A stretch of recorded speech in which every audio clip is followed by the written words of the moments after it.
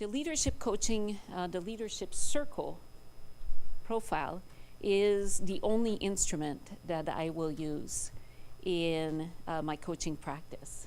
It is phenomenal, but what's especially phenomenal is the insights that have been derived from it. And recently, I was telling Bob that Sunday I was in the gym and I was catching up on an online course that I'm doing these days, and the speaker was Bob and I had missed it. So I was listening to it as I was doing, my weights and etc., getting very focused on what Bob was saying, and it was fascinating to me. Just for fun, he went back to analyze the qualitative data in 1 million survey respondent. And I remember your quote, I didn't say that to you, but you said at one point I was listening to you, and you said, when I really feel drained in energy, and when I'm really down, what I do is I turn to spreadsheets, and I start to analyze data, and I'm there pumping in the gym like, really? And anyways, but I asked him, how should I introduce you, and what should I say about you, Bob, because there's so many things to say about you.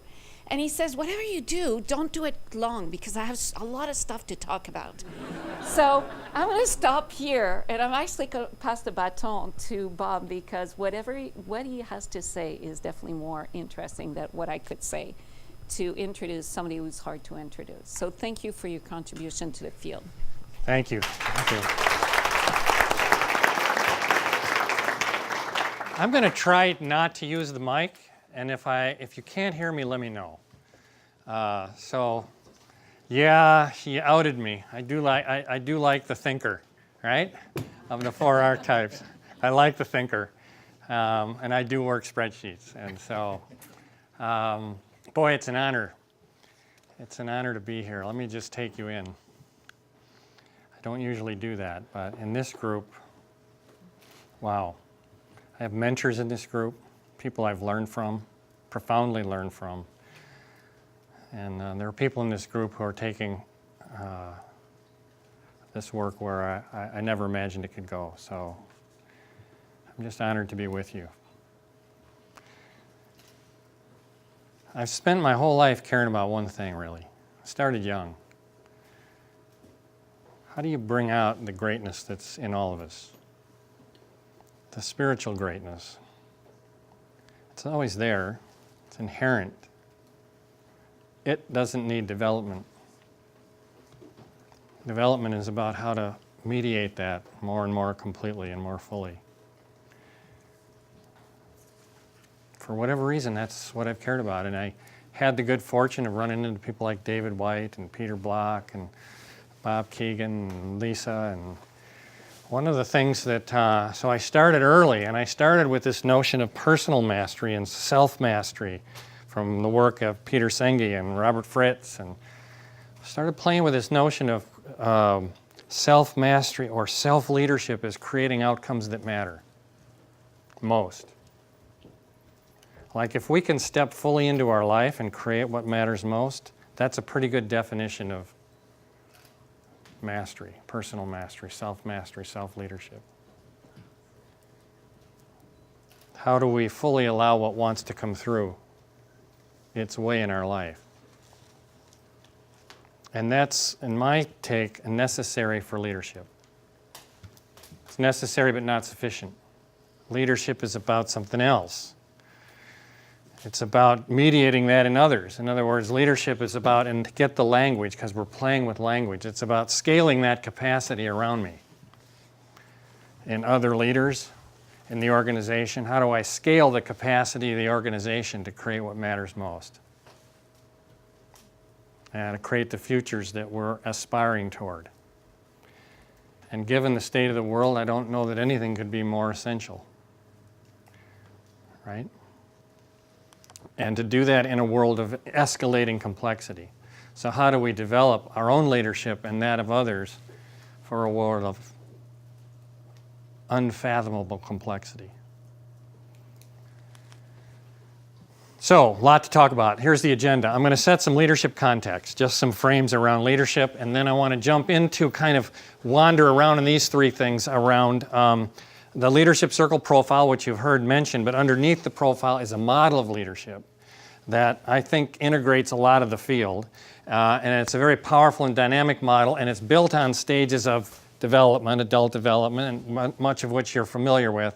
So we'll work all that, and I'll weave some of the metrics and research as we go and kind of give you an overview of the whole framework. So let me just start. How many of you would agree? This is I studied economics in my undergrad, so this is the economist coming through. All other things being equal, right? They never are, but we make this assumption. All other things being equal, how many of you would agree effective leaders outperform ineffective leaders? Right? No brainer, right? Nobody ever pushes back on that. And yet it's a huge interruption. It's a huge interruption. Because if you just stop and say, really? So how much time goes into it? How high of a priority is that in this organization? So we all agree. And it turns out we all agree. Effective leaders outperform ineffective leaders. So we did a research study where we created a metric of business performance. We ask, this is a perceptual metric. We ask leaders to assess the performance of a business based on things like market share, sales, revenue, return on assets, quality of products and services, and so on. We created an index of business performance, and we correlated that with a measure of leadership effectiveness that's on our 360 assessment. Here's the data.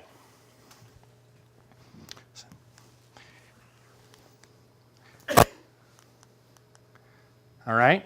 So, high correlation, good solid correlation. This is 500 businesses assessed, right? High correlation between perceived business performance and my perception of how you're showing up as a leader, compared to industry standards. Now, we've since expanded this to 2,000 organizations, and the numbers are the same. So we're literally underneath that number is 500,000 surveys worldwide about how leaders perceive the relationship between how you're showing up as a leader and how the business is performing. So we all agree it matters. How many of you would agree that it matters in terms of collective leadership?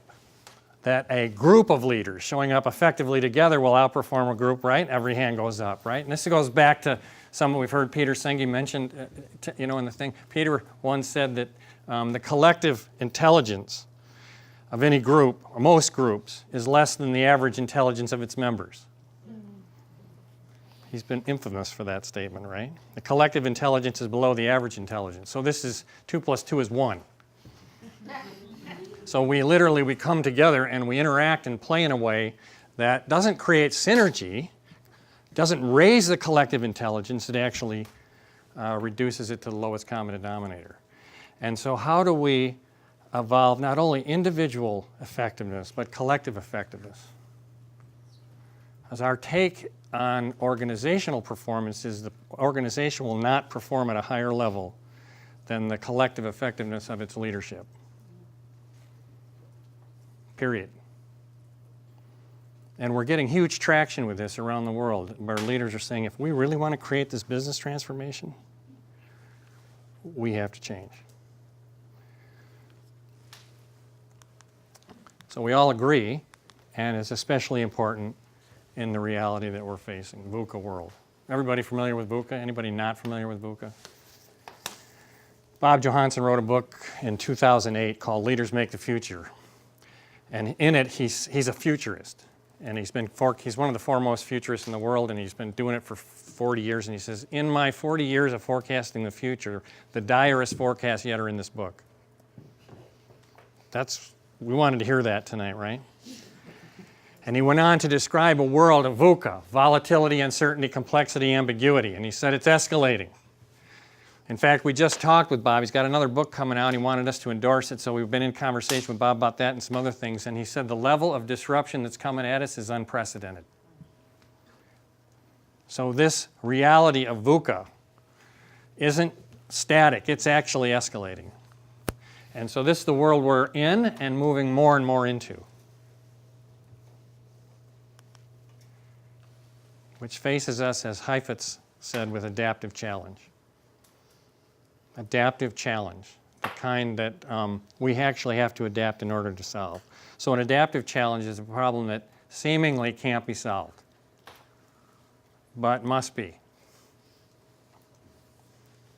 We don't have a choice about it. And here's the thing about an adaptive challenge. It can't be solved from within our current operating system. That's what makes it adaptive. We literally have to evolve the operating system in order to solve the problem. So we're faced with what Einstein said years ago. The solutions to our most vexing problems can't be solved from within the consciousness that created them. And so the complexity we're in is actually an adaptive pressure, an evolutionary pressure on consciousness. And we're all in it. And so we've been playing with this framing of a development gap. Gets huge traction around the world. If you create a scale from high complexity to low complexity, from high VUCA to low VUCA, right? So up here is high volatility, uncertainty, complexity. Here is stability, certainty, simplicity, clarity, right? How many of you would say that your leaders you work with in your own life are pretty high on this scale? How many would say that? Right? Yeah. So we put ourselves somewhere high on the scale, right? Well, we're not alone. In 2010, oh yeah, here's Lisa's quote.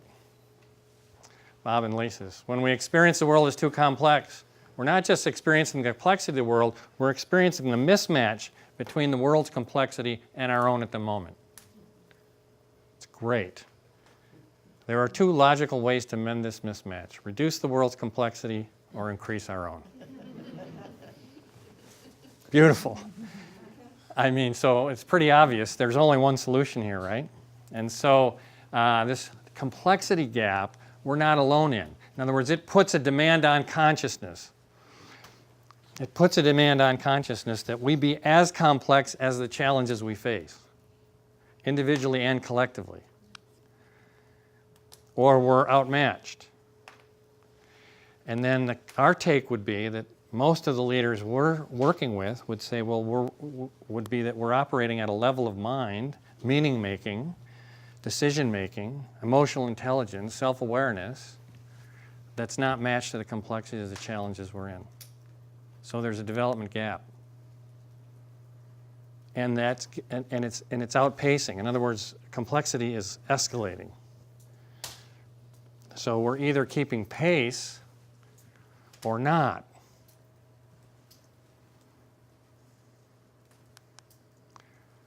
So it's either evolve, adapt, or die, extinct. It certainly, at a minimum, become less relevant. And so our take here, we wrote this in the book, is there's an imperative now, right at the center of our most organizations, that the pace of development of leadership evolve at a minimum at the pace of change. So the rate of development at a minimum is the pace of change. And another way of saying that is, how do we evolve the complexity of mind of leadership, individual and collective, at or beyond the complexity, and at or beyond the pace? So the pace of change needs to move. And so we're starting at the gap, and it's increasing. So how do we evolve at or beyond the pace of change in order? Because if the problems are more complex than we are, we're over our head. It's tough to lead. I call it the 4 in the morning club. You know what I'm talking about? You're laying awake, trying to figure out how in the hell you navigate through this much complexity. I've been over my head for so many years. I had the Leadership Circle organization grow up around me. Leadership's a lot harder than it is to talk about. Way harder than it is to talk about. And all of a sudden, you know, it's a global organization, culture change, time zones, different money, cash flow, IT. I remember once going to Bill with a whole list of polarities and problems that were all interdependent that I was facing. And you couldn't solve one without solving the other. And I listed the whole damn thing. It took me about 15, 20 minutes to go through all the stuff we were facing that. And he listened, and he just went, uh-huh. And then he said, I'll bet there's a thread in there somewhere. If we pull that one, the rest of that knot unravels a bit. And then we'll know where to pull on the next one. So this is systems thinker, knowing this is complexity. You're in it. How well matched are we to that? And so how do we simultaneously evolve not only capability, but complexity of mind? That's what the leadership circle was aimed at.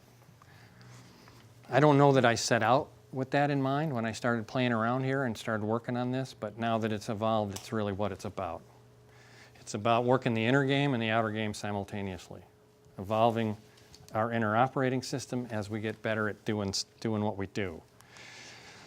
And so here's how I experienced the field. I had the great fortune to meet people early in my career. Peter Block, and David and I met through Peter Block. This is back in the 80s, right? And Pete was an early mentor of mine. And then, of course, Robert Fritz and Sengi have been mentioned in this room. I learned from a lot of people. And I worked closely. And I got, this was my take on the field. It's a random collection of really great stuff, completely unintegrated. And I don't know whether it's the thinker or the INTP in me, but I couldn't not integrate. And so I started playing with the pieces of the puzzle and said, how does all this fit together? And it actually did. And then when it came together in a coherent model, I created the leadership circle profile, and this is the way in which we display results. And so the profile itself, the image that through which we present results, is a rendition of the model. The integrated model is completely mapped out in the framework. So I'll walk us through that a little bit, and we'll get a sense for both the framework and the assessment. But it looks like that.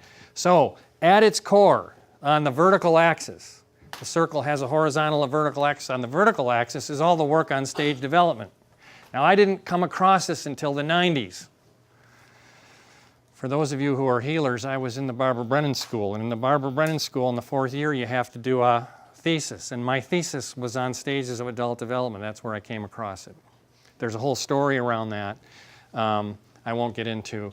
But it rocked my world, because what I saw in what especially Bob Keegan's work, what I saw in what Bob had done in his book In Over Our Heads was describe how all the stuff I'd been trying to integrate actually fit at another level of integration. It explained everything, or how everything fit. We don't have time to get into this today, but just know that that's underneath it. I'll unpack our thinking around that as we go here, but the vertical axis built on stage development, so that these are two different operating systems in the top half and the bottom half. Two different mindsets or stages of development that develop sequentially. Now, the principle underneath that is that the organization cannot perform at a higher level of performance than the consciousness of its leadership. So earlier we said the organization won't perform at a higher level of performance than the effectiveness, collective effectiveness of its leadership. This is the corollary. Now, consciousness is a fuzzy word, so let's unpack it. It's not a business word. Here's Jung's take. The reason why consciousness exists and why there's an urge to widen and deepen it is very simple. Without consciousness, things go less well. Think about working for an unconscious leader. Got that? Think about working for a conscious leader. Who'd you rather work for? Without consciousness, things go less well. So, I wanted to unpack this further, and I said, okay, consciousness is, I defined it early on as the operating system of performance. Now, I love the metaphor of an operating system, actually, because we all remember what it's like to work with DOS, right? Anybody here young enough to not remember this? And we thought it was amazing. Huh? This was amazing. What we could do. Typewriters, be gone, right? And yet so clumsy and clunky, and hear the language, not adapted, not matched to what was coming. And so we evolved it. And we were amazed when Windows came along. Of course, I'm a Mac guy. I've been all Mac all my life, but it doesn't matter. We're Windows 10, and we're trying to evolve the operating system, because with each leap step evolution, listen to the language, leap step evolution in the complexity of the operating system, not complicatedness, but the complexity and the elegance, the other side of complexity, we're able to do what? More with less, with greater ease, greater ingenuity, greater creativity, less time. Metaphor being, with each evolution in our inner game, we have more capacity to meet complexity. Furthermore, it's a structure. The operating system is a structure. In Sengi's language, structure determines performance. My dad was an engineer. Design determines performance. So I still drive a Honda Insight, 60 miles to the gallon. For those of you who aren't in miles per gallon, I think we were calculating this at about 50 liters per kilometer or something like that. I don't know. Anyway, it's a lot. It's designed for that performance. It won't race at Indy. It doesn't matter what driver you put in there. But Indy won't get 60 miles to the gallon. It's not designed for that. So you're designed perfectly for the performance you're getting.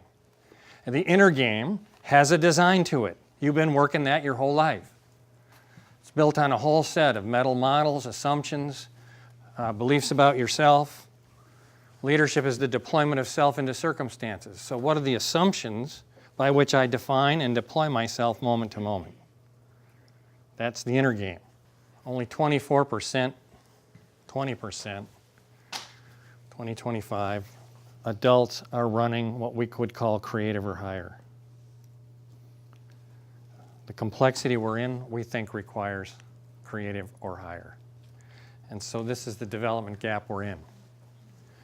Most leaders are running reactive to somewhere in between reactive and creative. And we think at a minimum, the requirement of complexity is creative and probably a more integral. And in Keegan and Leahy's language, this would be socialized, self-authored, self-transforming.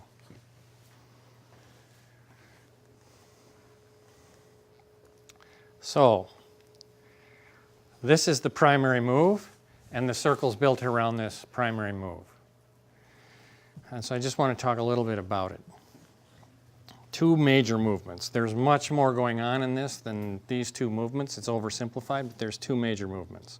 One is the move from an operating system that's outside in to inside out. It's authored by others. I take my cues about how to show up and behave and define myself based on the messages I'm getting and have gotten from the surrounding environment. This is a socialized mind. Into a self-authored mind where I'm primarily moving from my own now discerned sense of purpose, vision, values. Who am I really? What am I here for? How do I build a life that's consistent with that, a work that's consistent with that? That's the self-authored creative mind. It's a big shift. So I want to talk about that. And then as we're working that shift, we're actually re-optimizing the tension between purpose and safety, which is an ongoing tension. So let's just play these out. Going to start with a shift from inside out to outside in to inside out. So this is my story. Here's how I learned it. Actually, it's where I started to learn all this stuff. I'm in an organization. I'm director of learning in this organization. I report directly to the senior team. The best I could say of their leadership was that I was frustrated with it. I was so frustrated I had a bottle of Maalox sitting on my desk, antacid, every day. Once I thought I was having a heart attack. Hospital's not a bad place to be if you think you're having a heart attack, right? They can mobilize around it really quickly. Within a few minutes, the nurse specialist is going, you don't have a heart problem, you got stress. And I'm taking a sip on the Maalox going, stress? I don't have any stress. This is my level of self-awareness at the time, right? So I'm in an outside-in reactive operating system, so they're the problem. So what do you do when they're the problem? Fix them. So we do a survey. I got to get the ammunition I need to show them how screwed up they are so we can fix it, right? So we did. Survey comes back. I come running into my office. In those days, it came on these great big printouts, you know, and I look at my desk. Sure enough, they're screwed up. Got what I need. I'm all excited. Then I page through to the part of the results that for the organization I managed. Got the shock of my young career. What do you think I saw? Same thing. Same thing. We were right down the middle. So we're a microcosm of the organization I'm so frustrated with, and we're the organization learning department. What's wrong with that picture? So I work with this for a while unsuccessfully. I call in a consultant to work with me. She interviews my entire team, sits me down at breakfast before a 3-day team building, and says, well, I've interviewed your entire group, and here we are. Frankly, you're the problem. And that was probably exactly how I responded. What do you mean I'm the problem? She goes, you don't offer any leadership. I said, oh, I know about that. What else you find out? She said, well, what do you mean you know about that? Now hear the reactive voice, and this is the complying voice, which we'll talk about later. How do you expect me to lead when I have no leadership? It's not my job to have a vision. It's their job to have a vision. If they don't have a vision, there's nothing for me to do. You don't understand my boss, the culture around here. There's nothing I can do.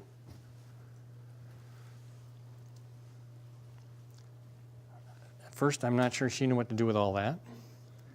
And then she asked me a question I'll never forget. And it literally became the frame for this whole thing. She said, what would you do if you could?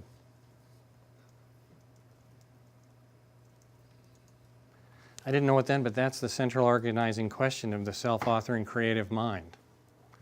Who am I really? What matters most? And how do I get on with it? Well, out came another outpouring of all the stuff I wanted to be about.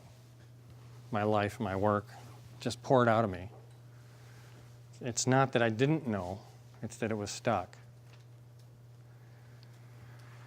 Well, that began a learning process, and over the course of about 6 months, I was at home one night, and I had this epiphany.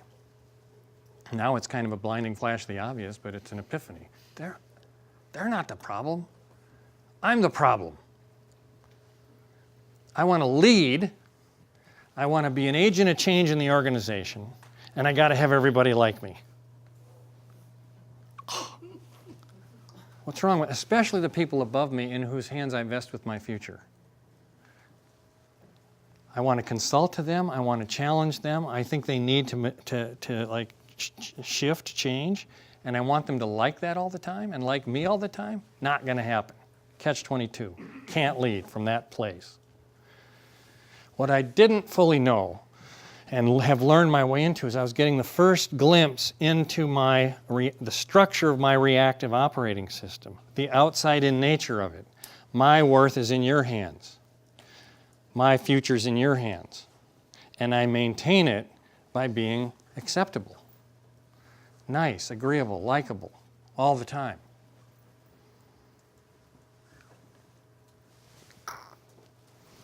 So the basic core equation is my worth equals your approval. That's just one form of them. We've mapped out a bunch of them. And so that's the shift. Now, when it shifted, the natural next question is, well, what would you do if you could? If that's not true, and I'm not so dependent on, as Covey called, this is a dependent operating system. I depend on from you, my self-esteem. Right? If that's not true, then what's true? Right? And that frees up space, and the question that naturally emerges is, what would you do if you could? So that's this one. It's a big shift. But in doing it, we're working the tension between purpose and safety. And it's a polarity. The basic polarity is a ship in a harbor is safe, right? But that's not what ships are built for. And so this tension is ongoing. It's not bad, it's inherent between the part of us which cares about what we care about, vision, wants to make a contribution, wants to be a part of something great. Maybe we've known that since the moment before we were born. Maybe we're sniffing it out most of our life. And the other part of us which says, I got to pay the mortgage. And you have to do both. If you overemphasize purpose, you put your safety at risk, which puts the purpose at risk, right? If you overemphasize safety, you put the purpose at risk. And so you're working this all the time, and you're working it in every meeting. How much do I say? Or not say? I don't know about you, but my retirement is still not fully funded.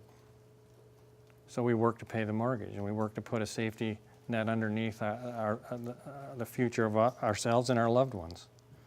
So both are important. And if we want to move up, either in the field or in the organization, then we feel like we're dependent on the approval of those around us. Like to fall from grace, especially with key stakeholders, powerful people, not okay.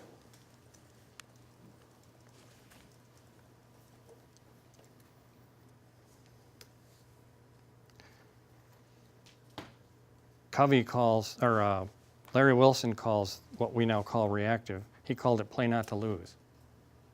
So you're trying to advance your vision, your objectives, your goals, but you're in a play not to lose structure with a focus on safety versus play on purpose. And here's the thing, Dietrich Bonhoeffer wrote from prison, he said, the opposite of security is peace. Now, he's sitting in a Nazi prison camp, not a concentration camp, but a prison camp during World War II, and he writes, the opposite of security is peace. Like if our focus is on security, we were constantly insecure. We get what we resist, you know. But if we put our focus on what matters most, it's a risky game. There's no safe way to do that. And yet somehow, paradoxically, we take the future into our own hands and we're more secure. And that's the shift. And you're working them both at the same time. So as I'm coming into, oh, my future's not in your hands, I'm actually redefining the underpinnings of how I understand safety. Does that make sense? Yeah. Like I'm making up a whole false scenario about what makes me safe. And somewhere in there is the myth that there's a safe way to be great. And there isn't one. And I've been looking for it for a long time, and I haven't found it. And frankly, there's no great way to be safe either. So it's kind of a catch-22. So to lead is just to live at the edge, and that's the deal. And when we move from reactive to creative, we re-optimize this. We accept the inherent risk of leading, and we step into it. And it takes courage, but it also, we're doing it now from a reframe perspective on how I used to define my own safety. So it's a lot more spacious. You don't define me in the way that I thought you did. And that's a big deal. So that's the tension. And the more we're focused on safety, the more we're likely to be in what we call a reactive structure of mind. And of course, when we focus on what really matters, this is the central organizing principle of creative mind and self-authoring mind. And so the whole circle is built around these two frameworks. And they're developmental. They develop sequentially in terms of stages of development. So the top half is creative competencies, the bottom half reactive styles. So we'll start with the top. Key creative competencies. Now, Bob Keegan said in his book, In Over Our Head, a number of things which I read in the mid-90s which unlocked this model. One of them was, there was a whole chapter on all the work literature, reading all the work literature. And he said in that chapter that the way we define effectiveness in leadership, requires fourth order mind, meaning self-authoring, creative mind. So if you look at how we define it, it's purpose, visionary, authentic, self-aware, systems-aware, relationally intelligent. All this way of defining effectiveness actually requires a certain mindset, and it doesn't boot up well on reactive mind. So that freed me up to say, I don't have to reinvent this. The competency literature has been doing a great job for decades of mapping out, here's what works. So I didn't have to go out and find all that. It's already been done. And so the top half is an array of 18 key competencies that are well researched in the field to relate to effectiveness and leadership. We think it takes a creative level mind in order to really get that to boot up and boot up with real agility and mastery and so on. But here's the research that we have on it. So here's a correlation between the average score in the top half on those 18 key competencies and a measure of leadership effectiveness that's built into the survey. 0.93. Here's the scale on effectiveness. It's a 5-question scale. It's perceptual. Questions like the top one, overall I'm satisfied with the quality of leadership that he or she provides, and the bottom one, overall he or she provides very effective leadership. So it's a measure of leadership effectiveness. When we correlate that with the average score on those 18 key competencies, we get a positive correlation of 0.93. High or low? Pretty high, right? Yeah. It doesn't get a whole lot better than that. What's perfect? 1, right? So, meaning, if you can improve the average score in the top half of the circle, what's likely to happen to your leadership effectiveness? Going up or down? It's going up, and pretty likely so, right? This is 1 million surveys now. We keep adding to the database, the number stays the same. Worldwide, we got 1 million surveys. That's the correlation. Reactive tendencies or reactive styles. Get the language here. These are not weaknesses. These are not derailers, although they could derail you. These are strengths being run through reactive structure of mind. Strengths run reactively. So when I want to be a change agent and I want everybody to like me, the strength is people. We'll get into this. But when I'm defined by the relationship, it's ineffective. And so our data on strengths when we run them reactively is quite inverse. So as the average score in the bottom half on reactive tendencies increases, what's likely to happen to our effectiveness? It's coming down, and pretty solidly so. And so what makes the assessment and the model powerful is it's dynamic. Everything is interrelated, and so here's the relationship between the top half and the bottom half. So as my reactive scores in the bottom half go up, what's likely to happen to my scores in the top half? Coming down at a minus 0.76, or 0.6, it's really a pretty strong inverse relationship. So you can immediately look at the picture and see strong scores in the bottom half and look at the top half and go, oh, I see the relationship here.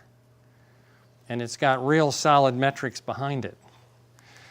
And so if you would say, well, what's a perfect profile? It might look like this. This is my profile.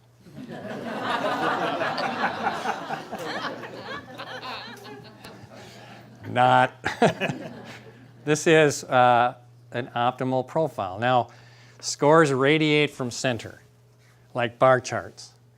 And the lines are self-scores, and the green, the shaded, outer edge of the shaded is other scores. We don't need to get into that level of detail, so you're getting feedback from self and others. But just know, the stronger the score, the more it radiates from center. So you want to see high scores in the top half, low scores in the bottom half. That's all you need to know to get this image, right? Now, here's where we got this. We asked 50,000 leaders around the world to describe optimal leadership through this assessment. And here's the question we asked them, and it relates to the VUCA world. We said, describe the kind of leadership that if it existed in your organization would allow it to thrive in its current marketplace and into the future. And this is the picture we get. And we get it over and over and over and over. We get it this way all over the world.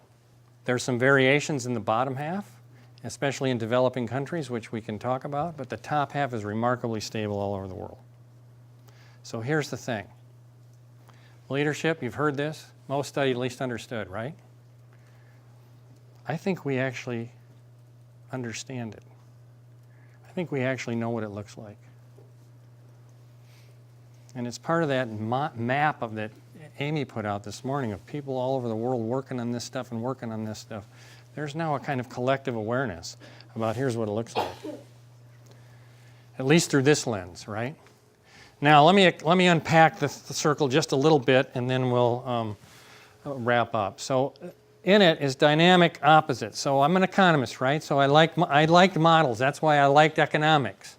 Because once you get a model in your head, it informs you the rest of your life. And it's dynamic. That's what right? So supply and demand is a dynamic model. So as demand increases, if supply stays constant, what happens to price? Demand increases, supply constant, what happens to price? Up or down? Up. Everybody knows this, right? And we can picture the model and go, it goes up. Same thing here. There's a lot of dynamics in the way things interrelate that once you plug the data plugs the leader into the model does the work. It informs the direction of development because it's a developmental framework. So here's some opposites. The opposite between achieving and complying. On achieving, on this end, up here, key creative competencies are things like purposeful visionary, number one correlated to effectiveness. Number one on our list, highest correlated dimension to effectiveness is how purposeful and visionary are you as a leader. Translated into strategy, translated into results focus and execution and decisiveness, that's achieving. It's a no-brainer. That's highly correlated to effectiveness in business. Complying is the opposite. Complying is I want to be a change, I want everybody to like me. So in complying, I give up too much power to have high achieving scores because it takes a lot of power to achieve at that level. And if I'm too worried about how we're doing, I don't step into the power it takes to really drive results in a creative way.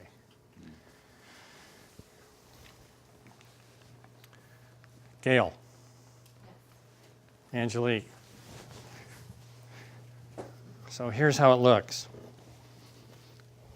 I'm going to put this polarity back up. I asked them if they would volunteer for this. So achieving is over here, so you're going to stand here. Angelique's going to stand here. She's going to play the part of me, because Gail knows me, has known me for years, going to play the part of me that's a visionary, purposeful guy, cares about making a difference. Angelique's going to play, because she's using the circle, she's going to play a cautious, pleasing, be nice, play it safe voice. I'm in the middle, and there's a rubber band between me and Angelique, and then a rubber band between me and Gail, and they're both tight, but flexible. And this is the structure, right? Now, what would you do if you could? I want what I want, so I move in this direction, so make some stuff up. I have things to contribute. I have models that I've studied that I can put together and offer to the world in a way. Where's the tension in the structure? Back here, so what's this voice saying? You're gonna blow it, man. You're totally gonna lose credibility. Nobody's gonna You know what you're talking about. You know what you're talking about. You're gonna look like an can put idiot. this together. And you care about looking like You get it? This is the tension, right? And so thank you. When I'm this is very real for me. I'm in it all the time. I'm still in it, right? But when in developmental language, when I'm subject to this voice, when it has me, I don't have it, I think it's true. And I'm making it up all the time. And so the natural tendency in that is to say, okay, I'll play it safe. That's this polarity. And it's highly inverse, complying, highly inverse to achieving, which makes it highly inverse to effectiveness. We literally give up too much power in service of being in harmony.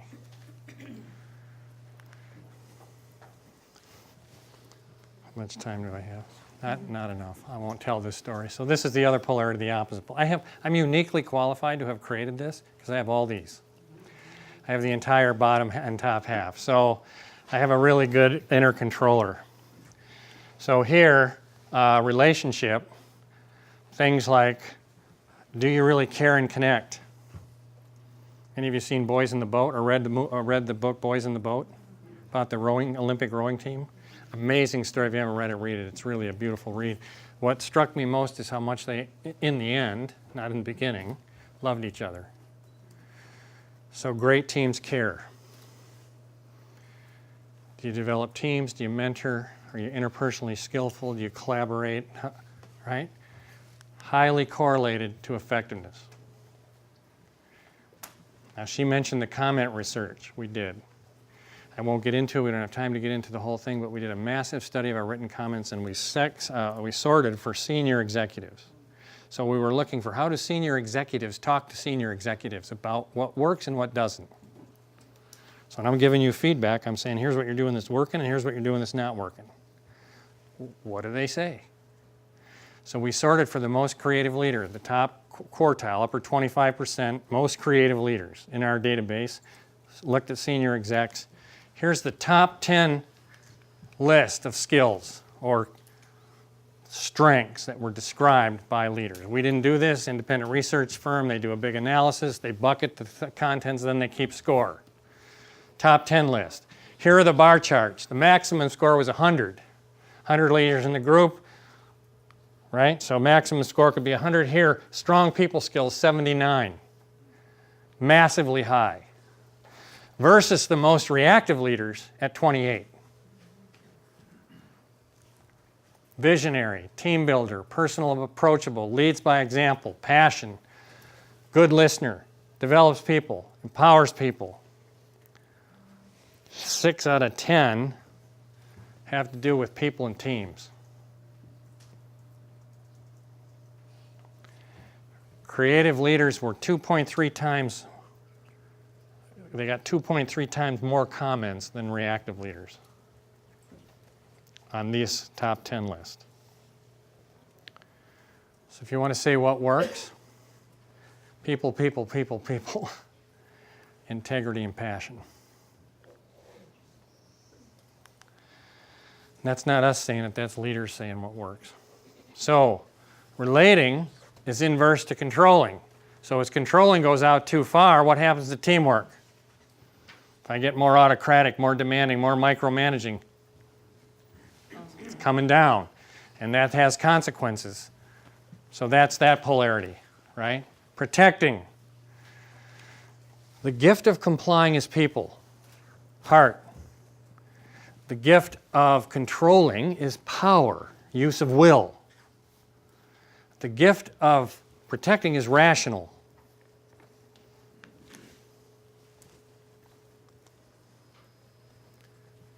Its strength is its analytics and its ability to create ideas and synthesize and make models. Overplayed, when I'm identified with it, I am my ideas, right? And so I got to be seen as the smartest guy in the room. Don't mess with my ideas, I know what I'm talking about. So when it gets overplayed, I become arrogant, I can become harsh, cold, distant, critical, and that has consequences. And it's inverse to all the stuff in the top half of the circle, and then we just show one here. Its gift is awareness, knowledge. In its reactive form, it's about knowledge, but it's actually inverse to knowledge and wisdom. So we did a 360 survey in our firm. I get my results back. I'm real high on arrogance. You can call out, different breakout groups. I put my partner and co-author Bill in the in the boss category because I'll get to see his scores. I look at his scores like most. My first move when I got a high score on something I don't like, I'm trying to talk him out of it, right? So I said, Bill, come here. You scored me 4.5 out of 5 on a 5-point scale on arrogance. He goes, uh-huh. I said, and I'm trying to talk him out of it, right? So I said, well, I know the average score is a little less than 2 here on this scale. And that means I'm about 6 standard deviation units above the mean, which would make me the most arrogant person in the world, if not the most arrogant person you know. Expecting him to soften his position, he goes, uh-huh.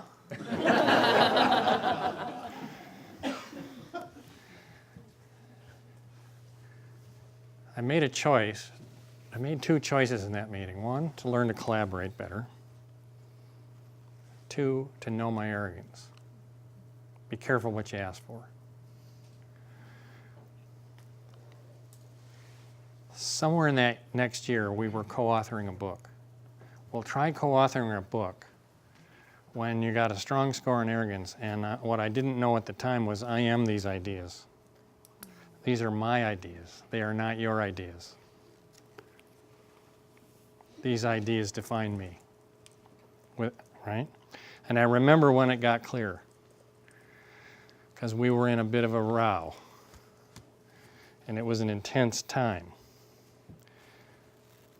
And I'm walking in the woods, and I just went, oh my God, I see it. I am my ideas. That's not the truth. It has nothing to do with ideas. At one level, I know these came through me, they're not mine. At another level, no, this is me. And those of you who know about bioenergetic work, when I got done throwing up, because it was a huge, huge movement and release, I went, okay. And then I started to laugh because I've been angry at Bill, my partner, for years for being such an arrogant asshole when I'm the one who's holding that, right? It's like total projection. And so as soon as I got back home, I write him a 3-sentence email. I said, Bill, I've been wrong. And I've been wrong in the partnership for a long time. Let's talk. He wrote back, I feel your heart, brother. And a few weeks later, we were doing some work with Honda, and we had breakfast together, and we had an extraordinary conversation that was major healing for both of us and for our relationship and for the firm. And it's taken our whole work to a whole nother level, both together and collectively. So great gift. I mean, the gift of being able to synthesize, the thinker gift here. When you're defined by it, it runs reactive. That's the nature of reactive structure. This is me. Therefore, I'm at risk if you challenge my ideas. It's not true. So every way we measure this, every way we measure it, we see that there's a big difference between when we run our strengths through a reactive mindset and when we run our strengths through a creative mindset. So our take on reactive structures, that it removes the core strength. So if I'm the people person, but I'm in this relationship to it, I actually take that gift off the table. Our data suggests it's actually inverse to relationship. Same with power. The more I control, the less good I am at getting results. So it removes the gifts, introduces competing liabilities, and it doesn't scale. It's not built for scale, especially in a VUCA world. It's not complex enough. One more shot of our comment study. This blew us away. This is what we mean by take the gift off the table. So here are the top 10 strengths of the most reactive leaders and their scores. Here are the top 10 liabilities of the most reactive leaders and their scores. One-to-one correspondence. So a lot of strength here. We could get into this. It's a different set of strengths. There's a whole other piece here that's really quite interesting about this list. But a lot of drive, actually more driven than reactive types. So drive or passion can cut both ways when it gets too strong. Visionary but not a team player. So just read back and forth. Drive and passion but ineffective in their interaction style. Very visionary but not a team player. Strong networker but doesn't fully develop a team. Domain knowledge is high. Technical knowledge but over-demanding. Results focused, micromanages. We call it the canceling effect. When we run our strength through a strong reactive structure, we actually cancel ourselves out. And we talk this way. We actually say, gosh, I can't believe he keeps getting in his own way. He or she just undid 4 months worth of work in that one 15-minute piece. And one person said, he keeps stepping on a rake. And so this is our take on reactive. It's strength, but when we're identified with it, it actually gets in our way. And it doesn't scale. Reactive or creative gets a multiple on strength.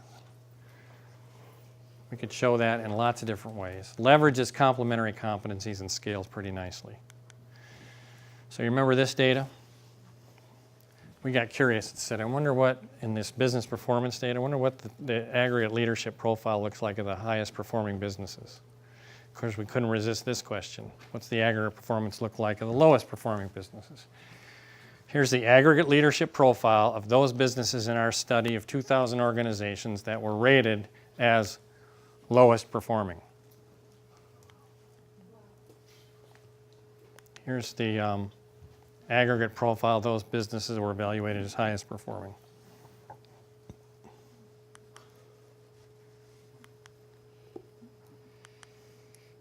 Get the picture? That's why it matters. Every way we look at it, consciousness and competence, effectiveness emerge together. That when we see extraordinary leadership, we're seeing a well-honed outer game, well-practiced. You got to have the requisite capability. But it's arising, booting up, being mediated by a highly mature platform of consciousness. The inner game runs the outer game.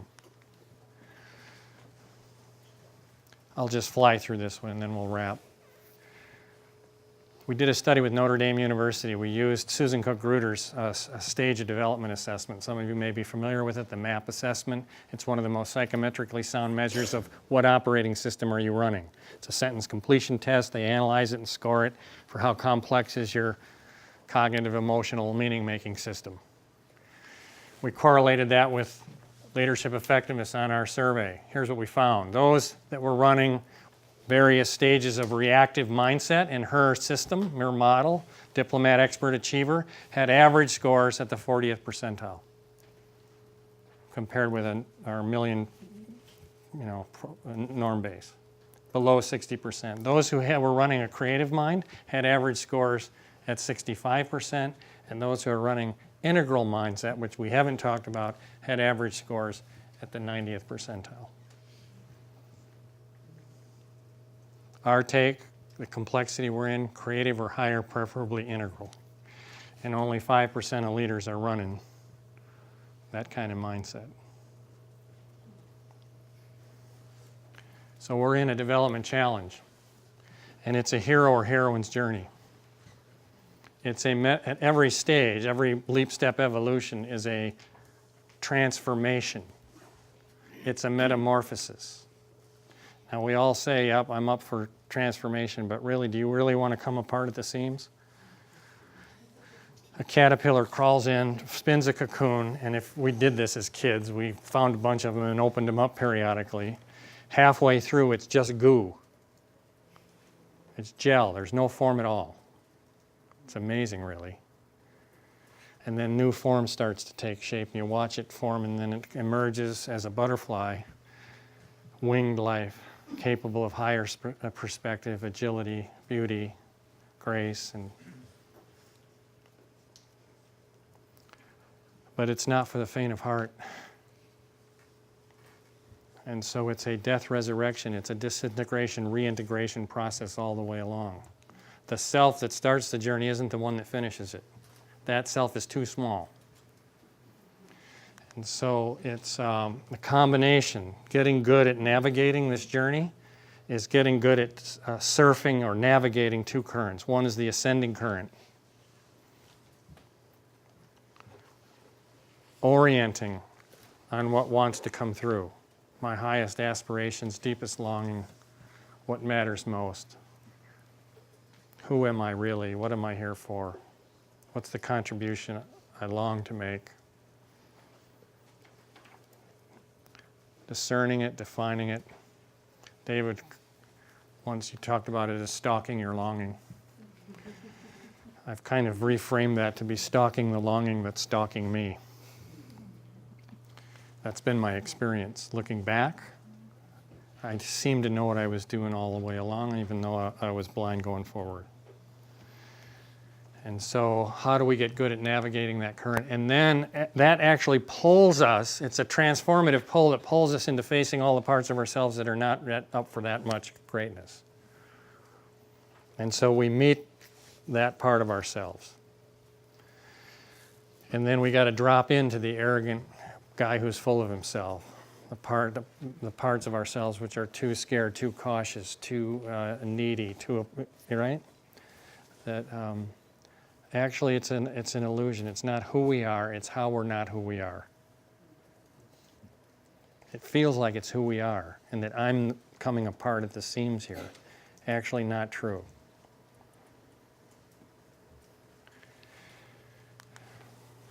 So the first move is to move from this outside-in, fear-based, problem-seeking solutions manager into a visionary strategist, but the shift is from outside in to inside out, from being authored by others to being authored by self based on passion, right? This is the shift between passion and fear, and that's the first move. Second move is what we call integral.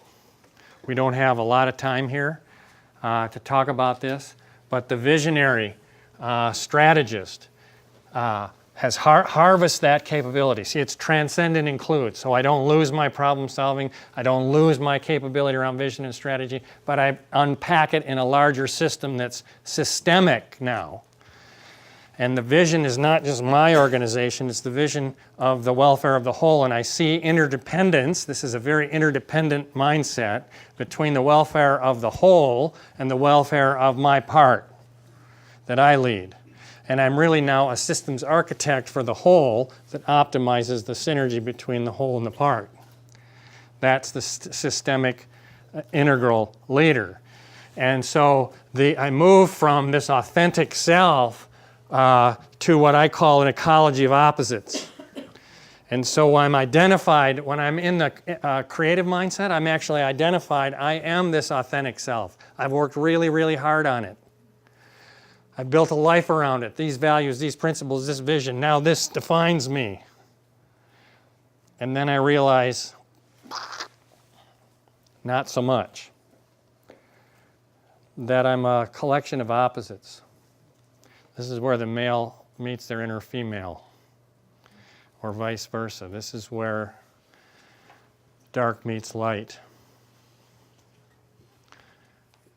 I say this not in jest, because I know the struggle is intense, been very intense, but this is where the Israeli meets their inner Palestinian, and not as an enemy, and vice versa.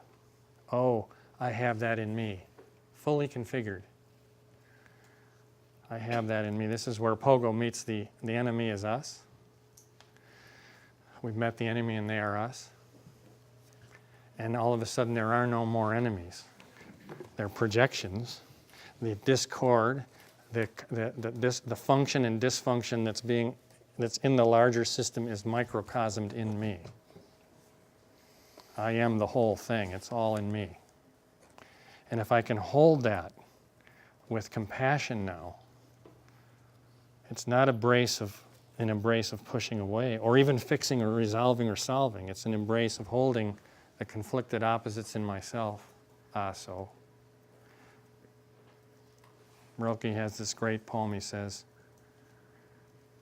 I am the rest between two notes which are somehow always in discord. I am the rest between two notes which are somehow always in discord because death's note wants to climb over. But in the interval reconciled, they stand there trembling, and the song goes on beautiful.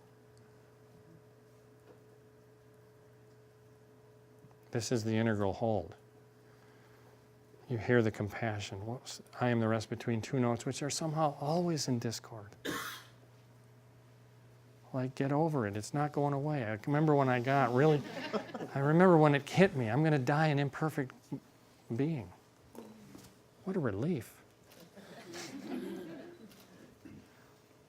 Always in discord because death's note wants to climb over, but in the interval, reconciled. Not fixed, not resolved, not solved, reconciled to each other. They stand there trembling, and the song goes on beautiful. So I have it that Gorbachev met Reagan at Reykjavik in this mindset. I know people who were actually behind the scenes. And so while we're calling, evil empire and all this name calling is going on, Gorbachev is going, I am the enemy you accuse me of. You build bombs, we build bigger bombs. So you build bigger bombs. We call you these names, you call us those. Let's stop the dance. He saw the system.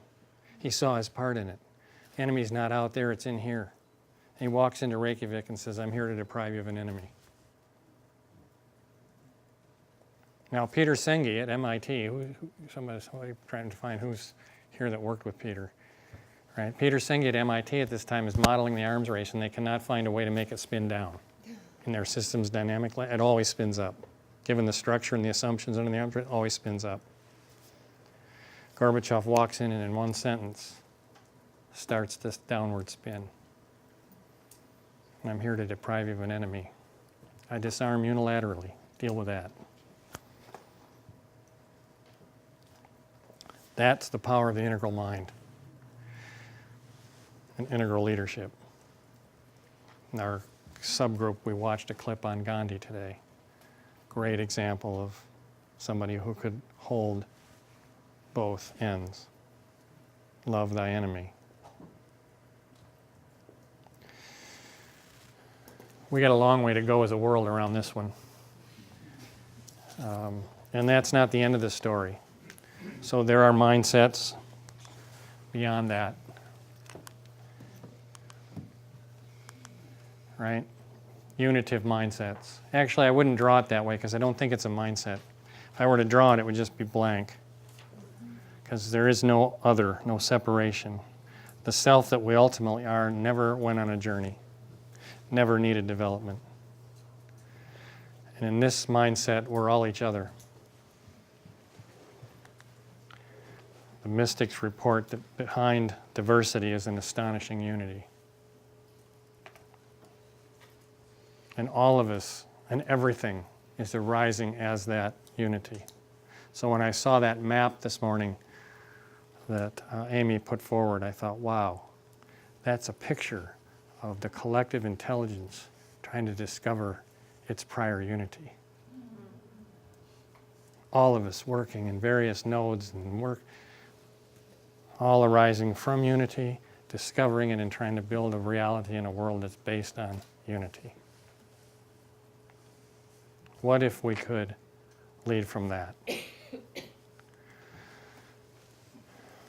Because you are that.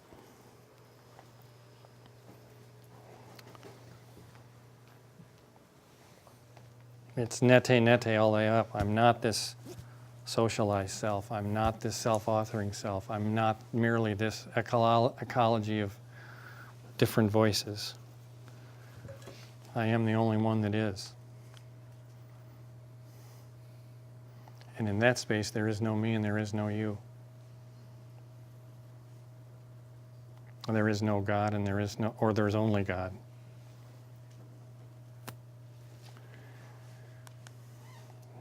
I'll close with our mission statement.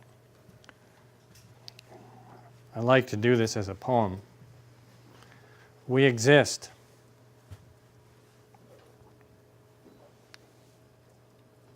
We exist. Miracle of miracles. Here we are, in the middle of a universe so incomprehensible, and we're having a life. And we exist to evolve. We exist to evolve the conscious practice. And all of you are in that. We exist to evolve the conscious practice of leadership, to steward the planet. It's no secret to anybody in this room, the planet's in a world of hurt. We're literally have our backs against the wall as a species. We exist to evolve the conscious practice of leadership to steward the planet and awaken us all to our inherent unity.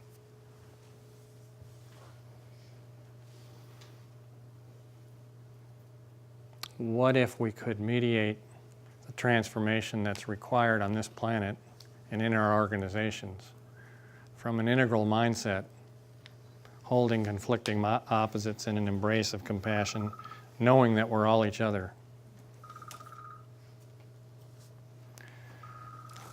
That's where I think we need to move. So, that's the leadership circle, what we're all about. At one level, it's an assessment tool and metrics and a lot of dynamics and integrated model. At another level, it's a pathway for our own unfolding. For all of us here who were expecting a talk on leadership assessment tools, I think we were well served. And